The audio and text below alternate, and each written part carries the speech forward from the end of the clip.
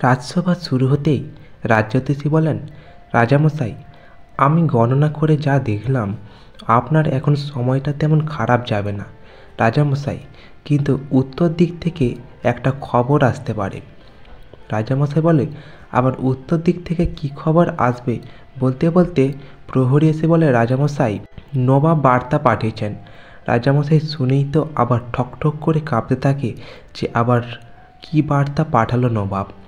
তারপর বার্তাবাহক এসে রাজামশাইকে জানায় যে, রাজামশাই, নবাব কালকেই আপনাদের রাজ্যে আসবেন রাজ্য পরিদর্শন করতে। অমনি বলে তারপর বার্তাবাহক চলে যায়। রাজামশাই শুনেই তো তখন থেকে চিন্তিত হয়ে পড়েন যে কি করা যেতে পারে।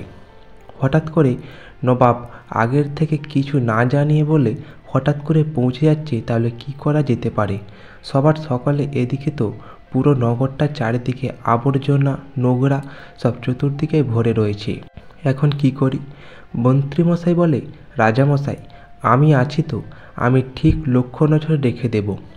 গোপাল বলে, মন্ত্রীমশাই, দ্বারা তো একা সম্ভব হবে না। রাজামশাই, আমরা সবার সকলে সঙ্গে আমার বানর সেনারা আছে না, ওদেরকে নিয়ে চারিদিক সব অস্ত কিছু পরিষ্কার করে দেব। রাজামশাই বলে, বেশ বেশ, তাই না হলে হলো, তোমরা সকলে করো। তারপরের দিন সকাল হতে রাজসভার সকল সদস্য মিলে চারিদিকে পরিষ্কার করতে থাকে। রাজামশাই এসে দেখে যে হ্যাঁ, চারিদিকটা কেমন পরিষ্কার পরিষ্কার করে রেখেছে সকলে মিলে। গোপাল বলেন, দেখেছেন তো রাজামশাই, একার দ্বারা কি সম্ভব হয়? আমরা সকলে মিলে করেছি বলে চারিদিকটা পরিষ্কার হয়ে গেল। তারপর সন্ধ্যা হতেই গোপাল বাড়ি ফিরে যায়। বাড়ি ফিরে গিয়ে অমনি গিন্নিকে বলে, গিন্নি, তাড়াতাড়ি করে দুটো খেতে দাও, এদিকে যে গা হাত পা খুব ব্যথা করছে। গিন্নি সন্ধ্যা দিতে দিতে বলে, দেখতে পাচ্ছ না আমি কি করছি? তুমি এসেই বলে ফেললেই হয়ে যাবে। ওদিকে জামাই বেরিয়ে এসে বলে, বাবা, আপনি চলে এসেছেন? অমনি বলে পায়ে হাত দিয়ে প্রণাম করতে যায়। বলে, কখন এলে বাবা জীবন? বলে, বাবা, আমি তো দুপুর দিয়ে এসেছি। আচ্ছা বাবা, তোমার কি হয়েছে? তোমার মুখটা যেন ভারী ভারী মনে হচ্ছে। গোপাল বলে, কি আর হবে, সারাদিন অনেক পরিশ্রম করেছি তো, তুমি একটু আমায় চলো না, আমার গা হাত পা একটু টিপে দেবে। তারপর গোপাল জামাইকে দিয়ে গা হাত পা টেপায়। গোপালের গিন্নি এসে বলে, এ কি গো, কত রাত্রি হতে যাচ্ছে, তুমি জামাইকে যেন বসে বসে হাত পা টেপাচ্ছ? গোপাল বলে, জামাই বেশ, তুমি তাহলে চলে যাও। পরের দিন সকাল হতেই উজির, নবাব সবাই উপস্থিত। নবাব উজির এসে রাজামশাই এবং সভাসদ সকলকে নিয়ে রাজ্য পরিদর্শন করতে বেরিয়ে পড়ে।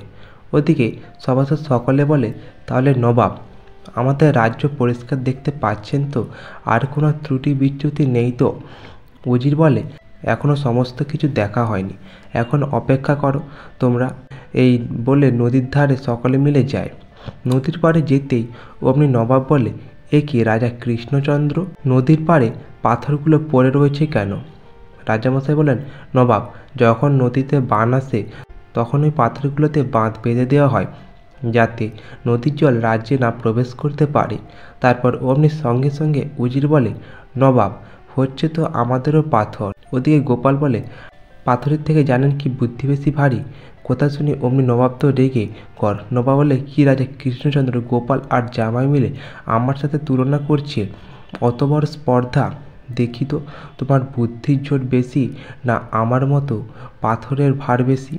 দেখি তুমি তোমার বুদ্ধির জোরে তুমি পাথরকে জলের মধ্যে ভাসিয়ে দেখাও।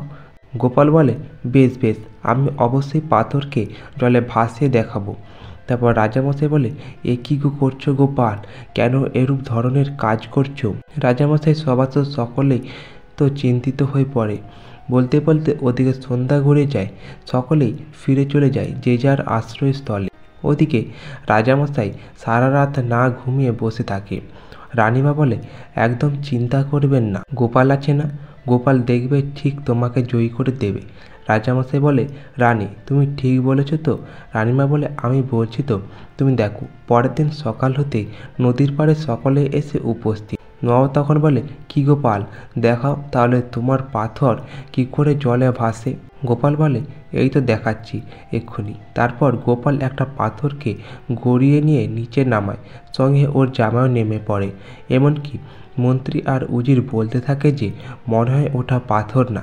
তারপর ওরা যখন নেমে দেখে কাদার মধ্যে দাঁড়িয়ে, যখন দেখে না ওটা তো পাথর, তারপর গোপাল আর গোপালের জামাই নাতনিরা সবাই মিলে পাথরটাকে জলের মধ্যে ফেলে দেয়।